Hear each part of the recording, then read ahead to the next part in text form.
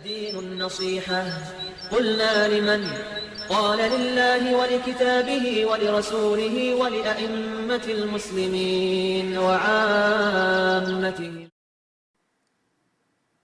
Louange à Allah, Seigneur de l'univers.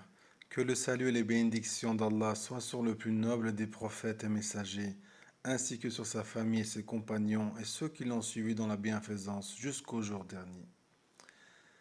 La vie de couple est loin d'être un long fleuve tranquille. Je ne parle pas des premiers moments du mariage où tout est beau, tout est joli, où même les petits défauts de l'autre peuvent paraître mignons. Et comment il ne serait pas ainsi que quand vous prenez une personne imparfaite et que vous la mettiez avec une autre personne tout aussi imparfaite et que ces deux-là passent la majeure partie de leur vie ensemble, manger ensemble, sortir ensemble, faire les courses ensemble, partir en vacances ensemble, se lever et se coucher ensemble. C'est sûr qu'à un moment donné, il va y avoir des étincelles, des disputes. C'est inévitable.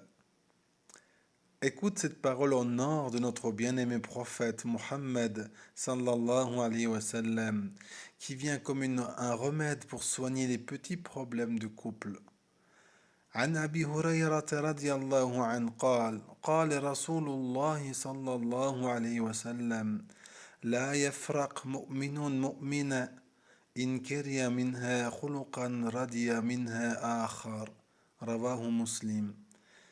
D'après Abu Huraira, qu'Allah l'agrée, le prophète, que la prière d'Allah et son salut soient sur lui, a dit qu'un croyant ne déteste pas une croyante. S'il répugne d'elle un de ses comportements, un autre de ses comportements lui plaira. Rapporté par Muslim. Autrement dit, ne t'arrête pas sur des choses qui te déplaisent chez ton épouse ou chez ton époux. Regarde plutôt les choses qui te plaisent.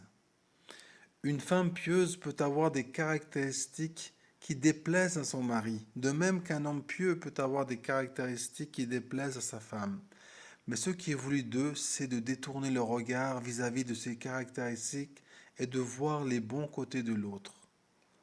Le musulman par essence est juste, il ne juge pas une personne sur un ou deux faits, mais il la juge dans sa globalité. Exemple, une épouse peut être mauvaise cuisinière, mais elle peut être une femme dévouée à son foyer, attentive à l'éducation de ses enfants, respectueuse de sa belle famille. De même qu'un époux peut ne pas être très sentimental, mais il peut être un mari qui comble tous les besoins de sa famille, veille au confort de sa femme et est généreux avec les nécessiteux. Bien sûr que le fait de s'inviter au bon comportement est quelque chose de recommandé au sein du couple aussi. On ne ferme pas simplement les yeux sur les mauvaises choses. Avec douceur et bienveillance, on agit, on discute afin de voir changer les points négatifs chez son conjoint ou sa conjointe et dans cette attente, on se focalise sur les caractéristiques positives de l'autre. On demande à Allah Azawajal d'unir nos familles sur le tawhid, l'amour et la sincérité, et qu'il préserve nos foyers des effets du shaitan, des passions et des péchés.